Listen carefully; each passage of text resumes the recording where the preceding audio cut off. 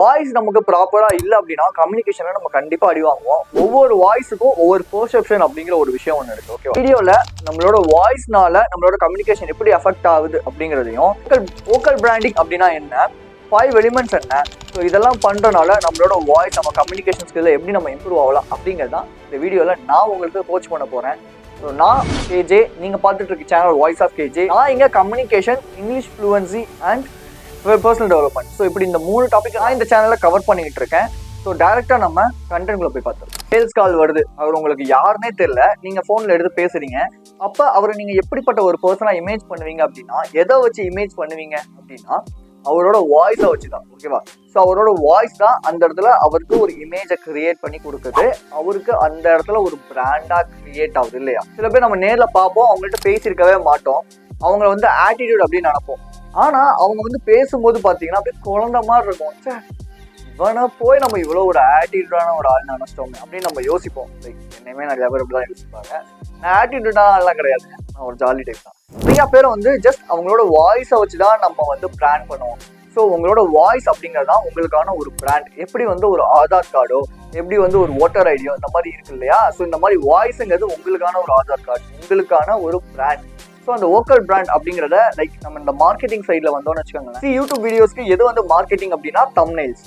So அதே மாதிரி ஒரு பிஸ்னஸை பொறுத்த வரைக்கும் ஒரு ப்ராடக்ட் நல்லா போகுது, like Chennai silks, Saravana stores, Pothys, இது எல்லாத்துக்குமே எது வந்து ரொம்ப முக்கியம் அப்படின்னா லோகோ. ஓகேவா? ஸோ இது எல்லாமே மார்க்கெட்டிங், பிராண்டிங் தான். அதே மாதிரி தான் நீங்க யாரு அப்படிங்கிறத உங்களோட வாய்ஸ் வச்சு தான் ஜட்ஜ் பண்ணுவாங்க இங்க இருக்கிற பீப்புள். இதுதான் வந்து ரியாலிட்டி கூட. ஆல்ரெடி இதை பத்தி நான் ஒரு வீடியோவில் சொல்லியிருக்கேன், பட் இருந்தாலும் நீங்க தெரிஞ்சுக்கணும்.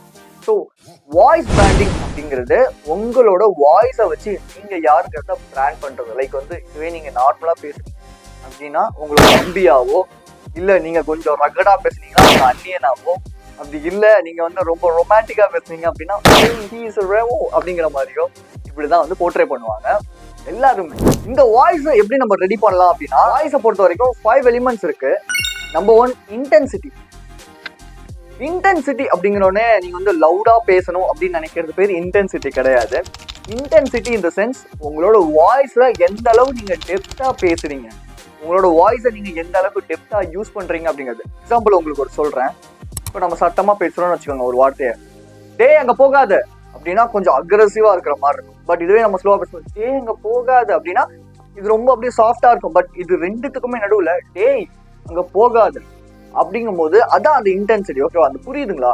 ஒவ்வொருத்தருக்குமே ஒரு யூனிக்கான ஒரு இன்டென்சிட்டி அப்படிங்கிற ஒன்று இருக்கும். அது அவங்களுக்கு கம்ஃபர்ட் ஜோன்ல இருக்கும். ஆனா நம்ம என்ன பண்றோம்னா, நம்ம வாய்ஸுக்கு பெருசா ப்ரையாரிட்டி தராதனால நம்ம எப்படி பேசணும், நம்மளோட வாய்ஸ் எப்படி நம்ம டியூன் பண்ணணும் அப்படிங்கிறது தெரியல. நிறைய பேச்சாளர்களும் சரி, நிறைய ஆக்டர்ஸும் சரி, அவங்களோட வாய்ஸுக்கு அவங்க பயங்கரமான இம்பார்ட்டன்ஸ் கொடுப்பாங்க. அந்த மாடுலேஷன்லயே அவங்க வந்து கலக்குவாங்க. ஸோ இது மேபி நீங்கள் நிறையா படம் பார்க்குறீங்க அப்படின்னா கண்டிப்பாக உங்களுக்கு வந்து புரியும். உங்களுக்கு பிடிச்ச ரொம்ப பெரிய ஆக்டர் வந்து பார்த்தீங்க அப்படின்னா ஒரு படத்துக்கும் ஏற்ற மாதிரி அந்த வாய்ஸ் மாடுலேஷன்ங்கிறது வந்து கண்டிப்பாக இருக்கும். ஸோ ஒருத்தவங்க நம்ம அட்ராக்ட் பண்ணணும், இல்லை கம்யூனிகேஷன் ஸ்கில்ல நம்ம பில்ட் ஆகணும் அப்படின்னா இந்த வாய்ஸை பொறுத்த வரைக்கும் இன்டென்சிட்டிங்கிறத நம்ம ப்ராக்டிஸ் பண்ணணும். இப்போ வாய்ஸ் டோன் வந்து பேசிக்கிட்டு இருக்கோம்னு வச்சுக்கோங்களேன், இந்த இன்ஃப்ளெக்ஷன் இருக்கணும். எங்கே ஏற்றணுமோ அங்கே ஏற்றணும், எங்கே இறக்கணுமோ அங்கே இறக்கணும். ஸோ இது வந்து இன்ஃப்ளெக்ஷன் அப்படின்னு சொல்லுவாங்க. இது அடுத்த பாயிண்ட்ல அப்படியே ஜாயின் ஆகும். ரேட் ஆஃப் ஸ்பீச் அப்படிங்கிறது நம்ம வந்து ஃபாஸ்டா அட் த சேம் டைம் ஸ்லோவா பேசணும். ஃபாஸ்டா பேசுறதுனால அது மற்றவங்களுக்கு புரியாது. அட் த சேம் டைம் நம்ம ஸ்லோவா பேசுறதுனால அது நமக்கு ஒரு பிராண்டை கிரியேட் பண்ணி கொடுக்காது. நம்மளோட வாய்ஸை ஒரு யூனிக்கான ஒரு பிராண்டாகவும் மாத்தாது. அப்போ எப்படி பேசணும் அப்படின்னா, ஒரு எக்ஸாம்பிளுக்கு ஒரு ஸ்டேட்மெண்ட் சொல்றேன். வந்து ஒரு 10 கிலோமீட்டர் நடந்தா எனக்கு காலு செம்ம வலி. இதை ஃபாஸ்டா நான் நடந்து போயிட்டு இருந்தா எனக்கு காலு செம்ம வலி, ஒண்ணுமே இல்லை. இதுவே நம்ம ஸ்லோவா, நான் நடந்து போயிட்டே இருக்கேன், நான் ஒரு 10 கிலோமீட்டர் நடந்தேன், காலு செம்ம வலி வலிக்குது, இதுலயே ஒண்ணுமே இல்லை. பட் இதுவே நம்ம அந்த rate of speech and intensity இதை ரெண்டுத்தையும் இன்க்ளூட் பண்ணி பேசும்போது 10 கிலோமீட்டர் நடந்தேன் ஆனா காலு செம்ம வலி, முடியல. இதுதான் ரொம்ப முக்கியம். நம்ம பேசுற வார்த்தைகளை ஒரு எமோஷன் இருக்கு அப்படின்னா அந்த எமோஷனோட கன்வே பண்ண கத்துக்கணும். அந்த எமோஷன்கிறது எப்படி கன்வே ஆகும் அப்படின்னா, இப்போ நம்ம பேசும்போது ஒரு இடத்துல நிப்பாட்டணும். ஒரு 10 கிலோமீட்டர் நடந்து பண்ணேன் அப்படிங்கிற இடத்துல ஏன் நிப்பாட்டினேன்னா, லைக் அது வந்து ஒரு ஸ்டேட்மெண்ட், அது வந்து ஒரு எமோஷன். ஸோ அதுக்கப்புறமேட்டு வர சென்டென்ஸ் வந்து பார்த்தீங்கன்னா கால் சமவெளி, இதனால எனக்கு அங்கே ஒரு விஷயம் நடக்குது அப்படிங்கும் போது, ஸோ இப்படி நான் பிரித்து இதை சொல்லும் போது கன்வே அந்த எமோஷனை என்னால் ஈஸியாக கன்வே பண்ண முடியும். எல்லாருக்குள்ளேயும் ஈஸியாக அந்த எமோஷனை நான் வந்து திணிக்க முடியும். ஐ மீன் ஈஸியாக அவங்களுக்கு புரிய வைக்க முடியும். இதனால தான் கம்யூனிகேஷனில் வந்து நிறையா பேர் நீங்கள் பார்க்குற எத்தனையோ பேர் என்ன பண்ணுவாங்கன்னா, அவங்க பேசுகிறத வேகமாக பேசினாலும் சரி, இல்லை பொறுமையாக பேசினாலும் சரி, அங்கே ஒரு பாஸ் விட்டு பேசுவாங்க.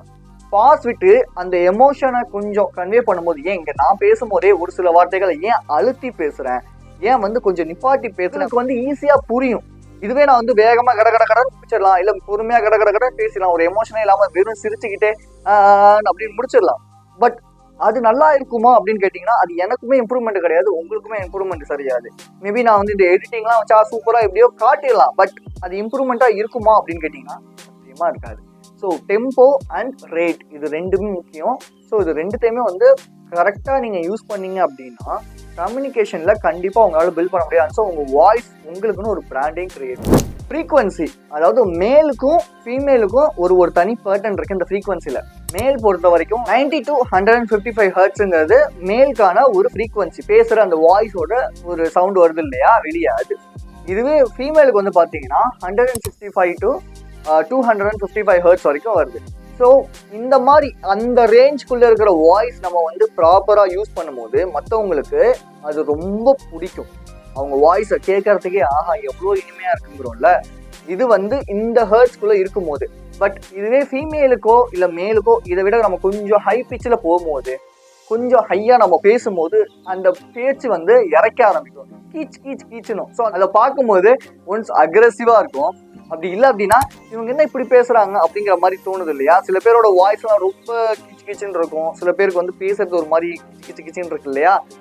அதாவது அவங்க ஹை பிச்சில் போகும்போது இது ஏன் அப்படின்னா இந்த பிச்சை வந்து அவங்க ப்ராப்பராக மெயின்டைன் பண்ணாததான் ரீசன். இது வந்து இந்த ஹெர்ட்ஸுக்கு மேலே கொஞ்சம் அதிகமாக இருக்கலாம், இல்லை இதுக்குள்ளே கூட இருக்கலாம். அப்போ இந்த ஃப்ரீக்வன்சி அப்படிங்கிறது கரெக்டாக ப்ராப்பராக நீங்கள் மெயின்டைன் பண்ணணும். எப்படி மெயின்டைன் பண்ண முடியும் அப்படின்னா நம்ம பேசினா மட்டும்தான். அதாவது வந்து இப்போ ஒவ்வொருத்தருக்கும் ஒவ்வொரு வாய்ஸ் வந்து யூனிக்காக செட் ஆகும். இப்போ நான் நார்மலாக இப்படி பேசுறதுக்கும் இப்படி ஐ மீன் கொஞ்சம் என்னோட வாய்ஸை டோனை உள்ளே வச்சு இப்படி பேசுறதுக்கும் நிறையா வித்தியாசம் இருக்கு இல்லையா.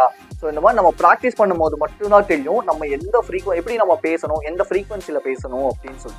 ஸோ ஜஸ்ட் ட்ரை பண்ணி பாருங்க. இப்போ 5 குவாலிட்டி, ஒவ்வொரு யூனிக்கான வாய்ஸ் தான் எல்லா இடத்துலையுமே சூப்பராக வந்து பேசப்படும். ஓகேவா. மிஸ்டர் தமிழ் வாய்ஸ் ஓவர் இந்த சேனல்லாம் ஏன் ரொம்ப ஃபேமஸாக இருக்குது அப்படின்னா அவங்களோட வாய்ஸ், அவங்க எப்படி அந்த வாய்ஸ் வந்து யூனிக்காக யூஸ் பண்ணுறாங்க அப்படிங்கிறது. அந்த இன்டென்சிட்டியோட நீங்கள் எப்படி வந்து யூஸ் பண்ணுறீங்கிறது முக்கியம். லைக் வந்து ஒரு இன்டர்வியூவே நீங்கள் அட்டென்ட் பண்ணுறீங்கன்னா கூட அந்த இன்டர்வியூல உங்களோட வாய்ஸை வச்சு தான் நீங்கள் எப்படிப்பட்ட ஆளுங்கிறத ஜட்ஜ் பண்ணுவாங்க. அந்த ஒரு நிமிஷம் போதும். லைக் வந்து அந்த வாய்ஸ் நீங்கள் எப்படி பேசுறீங்க, உங்களோட வாய்ஸ் எப்படி இருக்கு, எப்படி ரொம்ப தனிஞ்சிருக்கா இல்லை அதிகமாக இருக்கா, நீங்கள் திமிரா பேசுறீங்களா, இதெல்லாம் வச்சு தான் ஓகே அந்த வேலைக்கு செட் ஆவானா மாட்டானான்னு சொல்லி அந்த வேலையை உங்களுக்கு கொடுப்பாங்க, அந்த வேலையிலையும் உங்களை எடுப்பாங்க.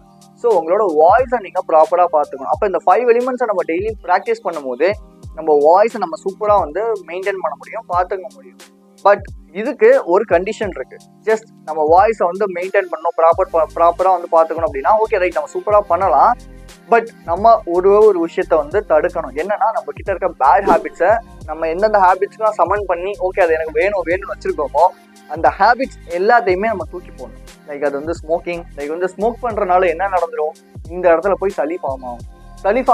சளி ஃபார்ம் ஆகும் போதே இப்போ தெரியாது, ஒரு 30-35+ வந்து நம்ம பேசும்போது வாய்ஸ் வந்து கரகரன்னு இருக்கும். நம்மளால இந்த அளவு வந்து ஒரு வேகமாக பேச முடியாது. அப்பப்போ வந்து பார்த்தீங்கன்னா பண்ணுற மாதிரியே இருக்கும். ஏன்னா அந்த சளி இங்கே போய் ஒட்டிக்கும். ஸோ உங்களை நீங்கள் சூப்பராக வச்சுக்கணும். நீங்கள் கம்யூனிகேஷனை பொறுத்தவரை செம்மையாக வரணும்னா இந்த பேட் ஹேபிட்ஸ் எல்லாம் கொஞ்சம் ஓவர் கம் பண்ணிட்டு முடிஞ்ச அளவு ட்ரை பண்ணுங்க, கண்டிப்பாக முடியும் உங்களால். ஓகேவா. ஸோ இதெல்லாம் ஓவர் கம் பண்ணிட்டு நான் சொன்ன இந்த 5 விஷயத்துக்கும் நம்ம ப்ராக்டிஸ் பண்ணலாங்கிறத பாருங்க. இருக்கு அப்படின்னா கண்டிப்பாக அந்த வீடியோக்களை கமெண்ட் பண்ணுங்க. நான் உங்களோட டவுட்டுக்கான ஒரு வீடியோவும் கண்டிப்பாக கிளாரிஃபை பண்ணுற மாதிரி போடுறேன். Be strong and stay positive. This is KJ. I will see you in another wonderful video or in this video, and thanks for watching this video.